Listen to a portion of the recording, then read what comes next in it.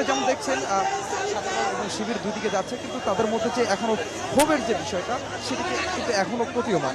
শাহবাগ থানার একদম সামনে দাঁড়িয়ে আছি। এখানে বর্তমানে যেটা হচ্ছে ঠিক আমার পিছনেই শিবিরের যে ডাকসু প্যানেলের যে সদস্যরা সাদিক খান ঘুরে বেশ কয়েকজন নেতা এখানে এসেছিলেন। তারা থানায় যেতে চাচ্ছিলেন, থানায় গিয়ে থানায় খবর নিতে চাচ্ছিলেন, থানায় কী ঘটেছিল সেটি।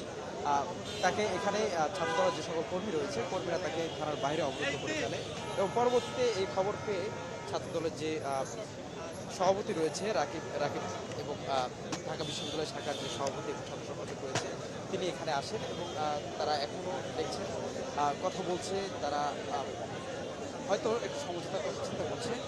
মূল কাহিনীটাই যদি একটু ফিরে যায় রয়্যাল, সকালের দিকে সলিমুল্লাহ মুসলিম হলের আব্দুল আল মাহমুদ নামে এক শিক্ষার্থী, তিনি 2025 সালের ডাকসু নির্বাচনে ছাত্র শিবির প্যানেল থেকে সদস্য পদে জয়লাভ করে তিনি একটি ভুয়া পোস্ট তার সামাজিক যোগাযোগ মাধ্যমে করেন, যেটিতে প্রধানমন্ত্রী যে কন্যা রয়েছে জাইমা রহমান তাকে নিয়ে বিকৃত একটা ছবি তিনি শেয়ার করেন।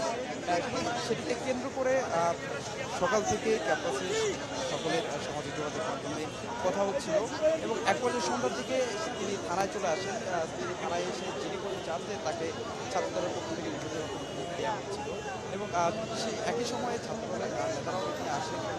তাদের প্রধানমন্ত্রীর কন্যাকে নিয়ে যে কটূক্তিটা করা হয়েছে,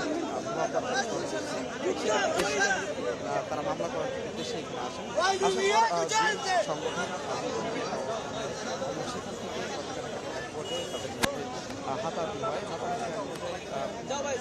ডাকসুর যে সদস্য রয়েছে, ডাকসু সদস্য আসেন, ডাকসু সদস্য তাদের সঙ্গে একরকম ডাকসু সদস্য আসেন, ডাকসু সদস্য আসলে তাদের সঙ্গে একসময় কথা কাটাকাটি এই ঘটনা শুনে সাংবাদিক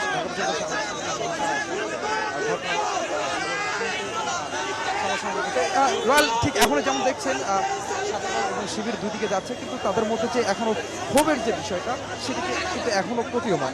থানার দিকে চলে গেলেন ছাত্রদলের যে সভাপতি এবং ঢাকা বিশ্ববিদ্যালয়ের সাধারণ সম্পাদক সেন্ট্রালের যে সভাপতি রয়েছেন তাকে, তিনি চলে গেলেন থানার দিকে এবং যারা ঢাকা বিশ্ববিদ্যালয় ক্যাম্পাসে দিকে যাচ্ছেন তারা ডাকসুর নেতারা তাদের মধ্যে হয়তো বা জিনিসটাকে সমাধানের একটা কথা চলছিল, যার ফলে দুই গ্রুপ আমরা দেখছি দুই দিকে অবস্থা নিচ্ছে, দুই দিকে চলে যাচ্ছে।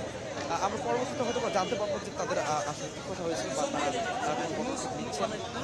এর পাশাপাশি আমি আবার যদি প্রথম ঘটনায় ফিরে যাই, সন্ধ্যায় সাংবাদিক সমিতির সদস্য যখন আসেন তখন ছাত্রদলের যে ছিলেন কর্মীরা ছিলেন তাদের সঙ্গে তাদের কথা কাটাকাটি হয়। কথা কাটাকাটির এক পর্যায়ে তারা